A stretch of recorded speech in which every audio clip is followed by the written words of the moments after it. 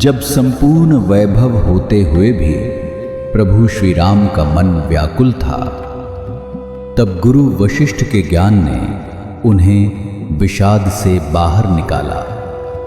सुनिए बकुल जी की वाणी में। जय श्री राम। स्वागत है सभी का। तो कल बहुत सुंदर कहानी भुसुंड जी ने गुरु वशिष्ठ जब उनके पास गए तो बताया था उनका जन्म के बारे में। कहानी वहां पे शुरू हुई थी। आज 26 अगस्त है।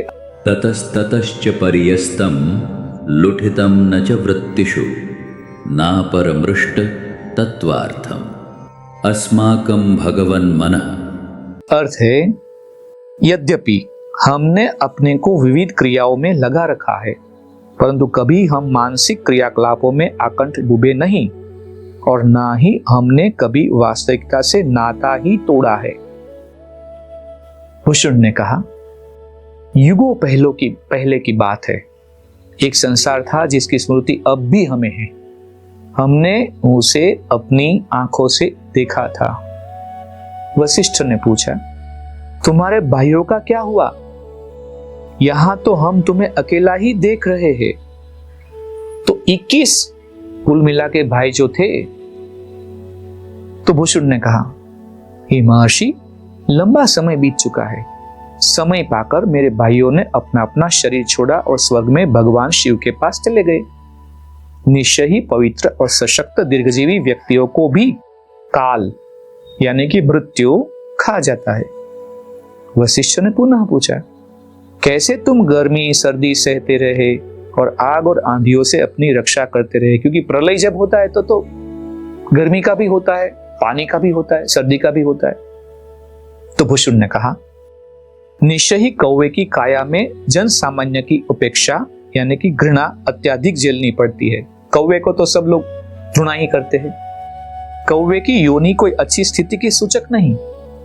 जहां तक सृष्टिकर्ता का प्रश्न है, उसने क्षुद्र कौवे के निर्वाह के लिए भी बहुत कुछ सुलभ कर रखा है। क्षुद्र कौवा है ना, सब कुछ खाता है, परंतु हम लोग आत्मा में लीन रहे, सुखी और प्रसन्न रहे, इसीलिए अनेक विपदाओं से हमारी रक्षा हो सकी। हम लोग दृढ़ता पूर्वक आत्मा में स्थित रहे। उन व्यर्थ की क्रियाओं को हमने त्याग दिया जो मन और शरीर को क्षत विक्षत कर देती है। इस भौतिक शरीर के लिए दुख की बात न इस जीवन में है और न मृत्यु में ही। इसलिए हम जैसे है वैसे ही रहे। जो है उससे अधिक पाने की चाह हम में कभी नहीं हुई। हमने संसारों का भाग्य देखा है। हम लोग शरीर से अपनी पहचान मनसा नहीं करते। आत्मज्ञान में स्थित तथा इस वृक्ष पर रहते हुए मैं समय के प्रवाह को देखता रहा हूं। प्राणायाम के द्वारा मैं समय के विभागों से ऊपर उठ चुका हूं। सभी प्राणी नष्ट हो या अस्तित्व ग्रहण करे, हमें किसी प्रकार का भय नहीं।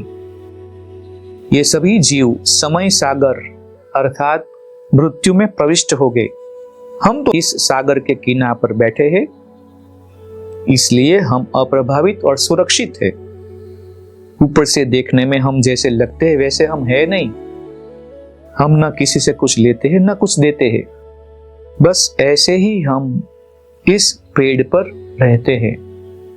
यद्यपि हमने अपने को विविध क्रियाओं में लगा रखा है, परंतु कभी हम मानसिक क्रियाकलापों में आकंठ डूबे नहीं और ना ही हमने कभी वास्तविकता से नाता ही तोड़ा है। हे महर्षि, देवताओं ने समुद्र मंथन के द्वारा जो अमृत प्राप्त किया वह उस अमृत की अपेक्षा घटिया था जो आप जैसे ऋषियों के मुख से आशीर्वाद रूपी अमृत धारा के रूप में निस्तृत होता है। मेरी समझ में इच्छा और लालसा से रहित संतों की संगति से अधिक श्लाघ्य कोई और पदार्थ है ही नहीं। हे महर्षि, यद्यपि मुझे पहले ही आत्मज्ञान प्राप्त हो चुका है, फिर भी आज आपके दर्शन और संगति से मेरा जीवन धन्य हुआ है। और इस बात के साथ आज हम यहाँ विराम लेते हैं। देखते कल क्या होता है। जय श्री राम। इस ज्ञान यात्रा में हमारे साथ बने रहने के लिए चैनल को सब्सक्राइब करें और बेल आइकॉन दबाएं।